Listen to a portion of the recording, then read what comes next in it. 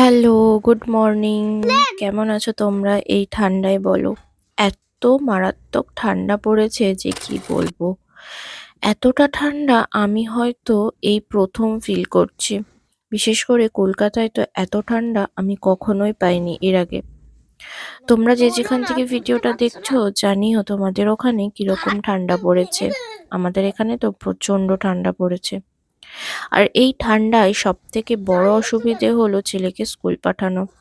সেটা যে সকালবেলা উঠে এখন যত দিন যাচ্ছে তত বেশি একটা কষ্টের কাজ হয়ে যাচ্ছে।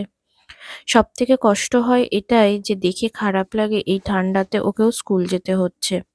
কিন্তু স্কুল তো যেতেই হবে, কিছু করার নেই।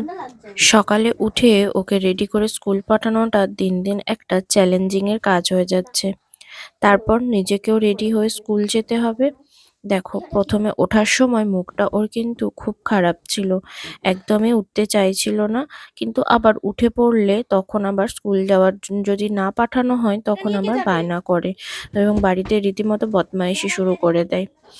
তারপর ওর স্কুলে প্রতিদিন নখগুলো চেক করে, আমার কাটতে মনে ছিল না, তাই যাওয়ার আগে আমি একটুখানি নখটাও কেটে দিলাম। তারপরে ওকে উইন্ডচিটার পরিয়ে পাঠালাম। বাইরে মারাত্মক ঠান্ডা, আর ও দাদাইয়ের সাথে সাইকেলে চেপে স্কুল যাবে, হাওয়া লাগবে, সেই জন্য একটু মাস্ক আর উইন্ডচিটারটা পরে ওকে স্কুলে পাঠালাম।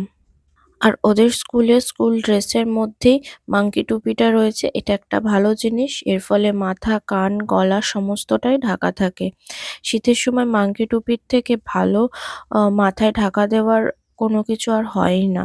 তারপর দেখো আমি ক্যামেরাটা অন করে রেখে চলে গেছিলাম, এসে দেখি পোকো রীতিমতো পায়চারি করেছে। যে আমরা দুজনেই চলে গেলাম, ও স্থির হয়ে কোনো জায়গায় থাকতে পারছে না। একবার ঘরে ঢুকছে, আবার একবার মেইন দরজার সামনে যাচ্ছে। গিয়ে তো ওখানে রীতিমতো অপেক্ষা করছিল যে কখন আমি আসবো। তারপর আমি বাড়িতে ঢুকতে ওর শান্তি হলো। তারপরে আমি ব্রাশ করে খেয়ে নিয়েছিলাম আগের রাতে ভিজিয়ে রাখা চিয়া সিডসটা। এটা মাঝে মাঝেই আমি খাই, আমার কিন্তু বেশ উপকারে আসে চিয়া সিডটা। তারপরে স্নান সেরে আমি ভাত খেয়ে নিলাম। এখন আমি ভাত খেয়ে স্কুলে যাই এবং স্কুলে গিয়ে আমি মিড ডে মিলের যে রান্নাটা হয় সেটা খাই এবং তার সাথে বাড়ি থেকে আমি ওটস নিয়ে যাই, সেটা গরম জলে ভিজিয়ে খেয়ে নিই। তারপর দেখো আমি রেডি হয়ে বেরিয়ে পড়লাম স্কুলের পথে। আমি স্কুল এসেও গেছি। দেখো আমার স্কুলটা, যে সময় আমি ভিডিওটা বানিয়েছিলাম অ্যাকচুয়ালি এটা ডিসেম্বর মাসের বানানো ভিডিও, তাই স্কুলটা একদম ফাঁকা ফাঁকা। ওই সময় তো বাচ্চাদের ছুটি থাকে। আর এখন এতটা চাপ থাকে, ব্যস্ত থাকে যে ভিডিও বানানোর মতো কোনো টাইমই থাকে না।